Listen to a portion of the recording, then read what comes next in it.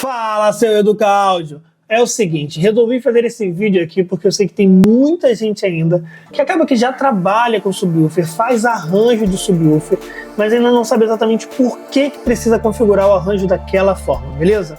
Então o vídeo de hoje vai te ensinar um pouquinho sobre como é que funciona um arranjo de subwoofer. Bora pro vídeo!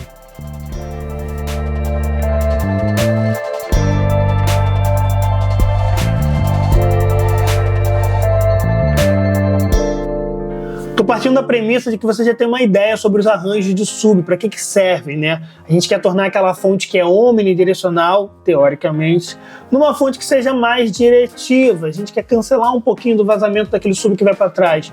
Mas como é que isso funciona? Como é que isso acontece de verdade? Vamos olhar aqui? Vamos lá. Então olha só. Subwoofer cardioide, por exemplo, né? Como é que a gente funciona?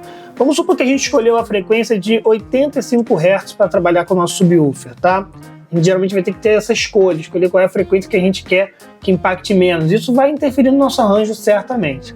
Para a gente trabalhar em cima dessa frequência, a gente precisa ter algumas noções. A primeira delas é qual é o comprimento de onda dessa frequência. Então, eu vou usar aqui a velocidade do som hipotética de 340 metros por segundo, né? E a gente sabe que lambda é igual a C sobre F, onde C é a velocidade do som e F é a nossa frequência. Então, o comprimento de onda de 85 Hz, ou seja, de 0 graus até 360 graus de 85 Hz, medem 4 metros, né? Tendo essa informação, eu posso saber que 360 graus medem 4 metros, metade disso, 180 graus, medem 2 metros, e metade de 180 graus, 90 graus, medem 1 metro. Isso vai ser muito importante para a gente entender exatamente como é que funciona um subwoofer, tá? Outra coisa que é importante a gente ter na cabeça é o ciclo de fases, ok? Quando que soma 3 dB, quando que soma 6 dB. Se você ainda tem dúvida sobre isso, tem algumas lives aqui no canal que vão facilitar a sua cabeça, beleza? Eu vou deixar essas lives aqui na descrição desse vídeo aqui no nosso YouTube, ok? Então, já entendemos que a gente vai usar a frequência de 85 Hz, quanto que mede, né, ela de 0 a 360 graus. Aí aqui, eu utilizei um software de predição e coloquei 2 subwoofers, um na frente do outro. E qual é a distância entre esses subwoofers? De 1 metro. Se a gente olhar aqui embaixo, a gente vê que aqui ó, a gente tem 1 metro e aqui no 0 a gente tem o outro subwoofer, tá? A gente precisa lembrar que a gente vai trabalhar em cima da frequência de 85 Hz, que a gente já mediu que o lambda dela é de 4 metros, certo? Então, o meu subwoofer da frente está no ponto 0, eu tenho um círculo a 1 metro da frente dele, que seria 90 graus, eu tenho um outro círculo a 2 metros da frente desse meu subwoofer, que seriam 180 graus, a 3 metros não é tão interessante para a gente nesse momento, mas a 4 metros eu tenho outro círculo que seria correspondente a 360 graus. Logo, se eu pudesse enxergar a senoide de 85 Hz saindo lá do meu subfrontal e chegando até o final dela, desse primeiro ciclo, ele seria exatamente assim. Maravilha! E se a gente pudesse enxergar também a senoide do meu sub traseiro, do meu sub de trás, como que seria essa senoide? A senoide seria assim. Isso sem a gente ter feito nenhuma interferência no subwoofer. Isso é o que estaria acontecendo. Somaria ali 3 dB, porque a gente tem uma defasagem de 90 graus, certo? Aí se você olhar aí no seu manual, nos seus gurus da internet, quem quer que tenha te ensinado sobre como fazer um arranjo de subwoofer, o que é o arranjo diz geralmente? Para você inverter a polaridade do subwoofer traseiro, não é isso? Vamos fazer isso. Invertemos a polaridade do subwoofer traseiro e fazer um atraso correspondente a 1/4 do comprimento de onda, não é isso? Então, estamos trabalhando com 85 Hz, a gente já viu que o comprimento de onda é de 4 metros, 1/4 disso, né, 1/4 desse nosso comprimento de onda seria 1 metro, né, 90 graus. Então, se a gente for seguir aí o passo a passo do subwoofer cardioide, o que a gente faria? A gente iria fazer um atraso, um delay de 1 metro. Se a gente for aí calcular o delay, né, a gente tem que delay é igual a distância sobre a nossa velocidade do som. E a nossa velocidade do som aqui hipotética está a 340 metros por segundo. Então a gente teria que aplicar um delay de mais ou menos 0,0029 segundos ou 2,9 milissegundos, né? Aplicando esse delay, o que vai acontecer? Teremos soma agora.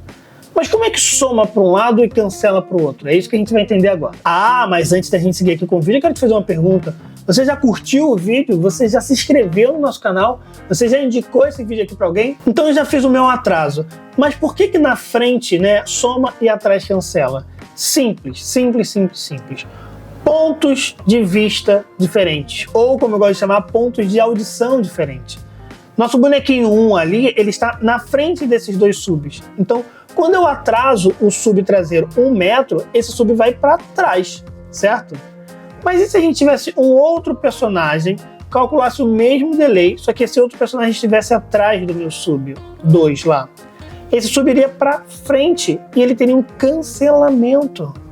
Então, quando a gente aplica um delay, a gente não pode esquecer jamais que esse delay ele acontece em todas as direções, não somente na direção que a gente está enxergando o nosso equipamento, certo? Então, no caso do subwoofer, é isso que acontece. Quem está na frente dos dois subs vai ver com que ele indo para trás, ele vai somar, ele vai se acoplar. Quem está atrás desses dois subs também vê que o segundo sub foi para frente. E aí ele vai ter um cancelamento, né? Então isso significa que os pontos de vista são diferentes, ou os pontos de audição, como eu já falei aqui.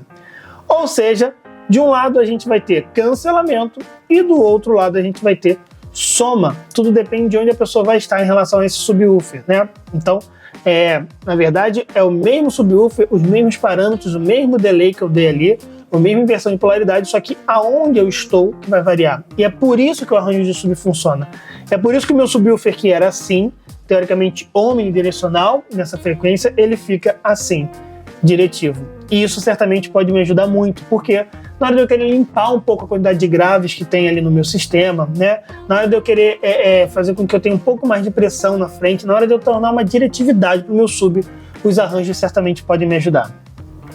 Se você gostou desse vídeo, você quer ver mais sobre arranjos de subwoofer, eu vou te recomendar o nosso curso aqui do EduCloud. A gente tem um curso só sobre subwoofer com ninguém mais, ninguém menos que Alexandre Rabasso, tá?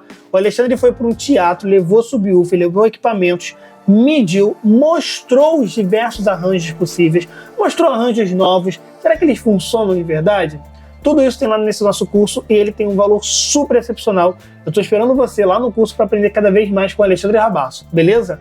E não se esquecem, se inscreve aqui no canal, dê o seu like, porque já já a gente solta mais um vídeo.